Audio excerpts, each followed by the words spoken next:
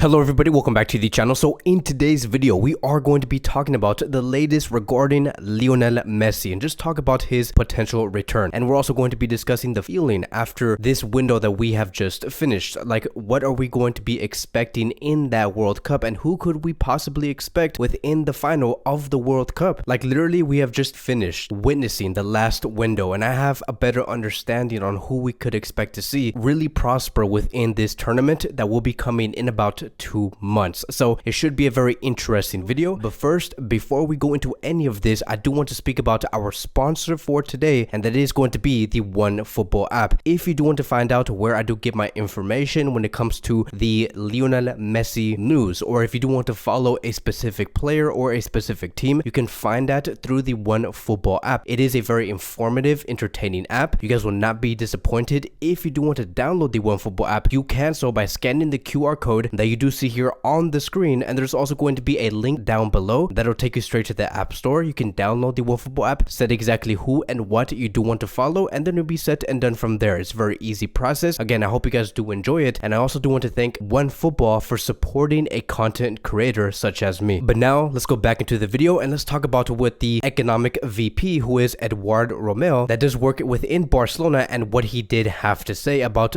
the Lionel Messi situation. And it does say here that when he was asked about Messi's potential return, he did say this: as it would be on a free, so surely yes, but it would be a technical decision anyways. There is a salary margin. We made an effort this summer, and if any signing is needed in January, we will analyze exactly that. So we know, right, that the return of Messi will 100% happen. We know that when it comes to him joining Barcelona again. So at this very moment, like I did say in the previous videos, Barcelona is currently studying alongside with Xavi Hernández, Jordi Cruyff, Mateo Alemán on how he would technically fit within the front three and within a starting 11 within Barcelona. Because I know that many are going to be assuming just put Lewandowski and Messi in that front three, and I think that yes, that is a very viable option. Like, that is like the easy answer. Like, we are going to be seeing so many goals coming from Messi, so many goals coming from Lewandowski, so many assists coming from Messi and Lewandowski. Like, it's going to be one of the best duos in the world. But I do think that the one big reason on why they're taking so much time, and especially starting very early on analyzing how he would fit within a starting 11 like this, it is because what could a front three of Messi, Lewandowski, and whether it's Dembele, Rafinha, or Ansu Fati do off the ball? That is going to be the biggest question, the off the ball work. Because when you face teams like City, Bayern Munich, or Real Madrid, they're going to be coming out from the back very easy and extremely quick, and we as Barcelona have to respond very intensely and press with a lot of dedication. Like, we need to know exactly what we want to do and believe that we can't take the ball very early and score the goals. Doing that takes a tremendous amount of energy, and when we talk about players like Lewandowski and Messi, could we actually see them do that? Because yes, of course, we could see Messi and Lewandowski press, sometimes take the ball away like 80% of the time, but sometimes we need that extra edge, that extra energy within that front three. Like, I do think that players like Dembele and Rafinha can do things like that much better than what Messi and Lewandowski could do. And again, I'm just talking about in terms of the pressing and taking the ball away within a span of like 3 to 4 seconds. But look, I do think that Xavi will find the answer. It is just a matter of organization, the setup of the players, the position of every player within the midfield and the defense, just in case there is some sort of weakness regarding Messi and Lewandowski in the defensive aspect of the game. I do expect that once those answers are resolved, our main front three, it is going to be Dembele on the left, Lewandowski as the striker, and Messi on the right wing. Having a front three like that is going to be producing just so much opportunities to score. We know what Dembele could do, we know what Lewandowski could do, and we also do know what Messi could especially do. And then maybe our backup front three, if we do want to rest someone like Lewandowski, let's say for example we're facing against like Celta or maybe Espanyol, we could possibly put a front three of Ansu Fati on the left, Messi as the center forward, and Rafinha on the right wing. So there are many options to go with when you add Messi in our attack. Now, like I have said, one of the biggest questions that is going to be coming up within these next couple of weeks is, could we possibly see Messi come in January 2023? Like, again, we have talked about this before, but after looking at what the VP has said, right, the economic VP did say, which is there is a salary margin. We made an effort this summer, and if a signing is needed in January, we will analyze exactly that. Like, the fact that he said that, even though he did not really have to say that within a question of whether Messi is going to be returning, yes or no, I strongly believe that Barcelona might potentially bring this player in January if it is actually really needed. needed. So I'm not going to be rolling it off. And keep in mind, if Barcelona bring in Messi in January, we're going to have to pay a fee. And I think that that is something that Barcelona and Xavi are going to want to do. And so the fact that I'm actually saying that, it does give me like goosebumps to even think about having Messi, Lewandowski, Ansu, Dembele, Rafinha, Ferran Torres, Memphis Depay as our attacking options. For Messi to come in 6 months early and to join us in the Champions League and to join us to win La Liga, that is going to be a crazy thing to see. Like, I know that there's going to be so much backlash, and I know that many of you guys, I've been reading the comments, by the way. I know what you guys think about when it comes to Messi returning. Many of you guys do say that he's just too old. He'll be 36. He's already 35 years old, but he looks way more alive than ever before. Like, why does Messi look like he's 23, 24 years old when he plays for Argentina? Look at how he did play with Argentina a couple of hours ago. He looks hungry. He wants to win. He knows that there is objectives in the future that they want to complete, and that is by Argentina winning that World Cup in these coming months. And the same thing is going to go when you put Messi in this Barcelona team. We have not won a Champions League in a very long time. We have not won a La Liga title in a very long time, and Messi is going to be put in a starting 11 like this, knowing that there is objectives that need to be met in the future. And he's going to be playing with a lot of enthusiasm, a lot of energy, and I cannot wait to see that. You look at how Scaloni and Xavi set up their players. They like to set up their players to play with like a lot of intensity, with a lot of aggression. And so again, we should expect to see the exact same version of Messi that we see in Argentina come into FC Barcelona. But let's step away from that, and now let's talk about like the overall World Cup, because I think that this is a very important conversation to have now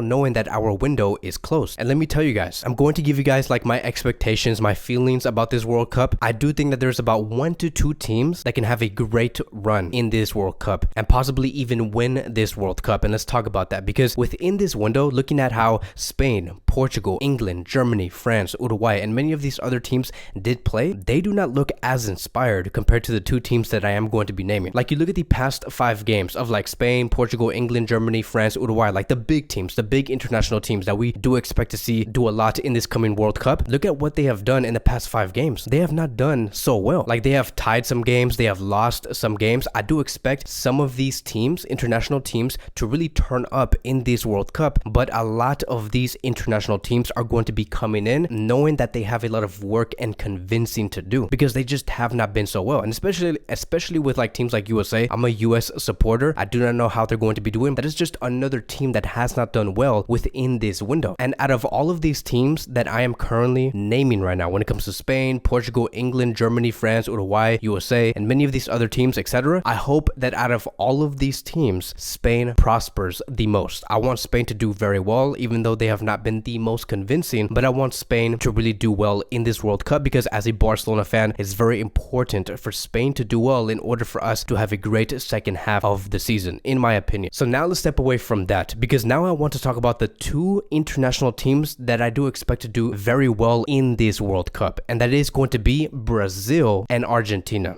All right, Brazil and Argentina, these 2 international teams have been doing so much convincing, so much work, that I think that many of us can come together and say, yes, these are going to be 2 teams that at the very least will have a very deep run in this World Cup. You look at Brazil, they have the talent, they have the entertainment, and the fact that they're able to play in this way while at the same time bringing in the results, that's very critical for Brazil. They're going to have a lot of fun in this World Cup, and it's going to be a joy to witness this Brazilian team have a lot of success and score in very great ways. Like, they know themselves. They have a lot of confidence within themselves. The previous versions of these Brazilian national teams, like in the World Cup of 2018, the World Cup of 2010, and before that, they did not really know themselves. They did not know exactly how they wanted to play. They did not know what to stand for, but this Brazilian team knows exactly what to stand for. They know exactly how they want to approach every team. Very similar to how Barcelona approach every team under Xavi Hernández. So I'm very enthusiastic about this Brazilian national team. They have just beaten Turkey 5-1 and in a very impressive way. So let's see what happens with this Brazilian team. Moving on towards the next one, and I think that the best team right now that is doing a lot of convincing, a lot of hard work, and bringing in a lot of success, and will bring success in that World Cup, it is going to be Argentina. Argentina has been the most impressive, in my opinion. Yes, more than Brazil, mainly because Argentina do have less talent than Brazil, but bring in much more collectiveness, more unity. Brazil has the talent, they have the entertainment,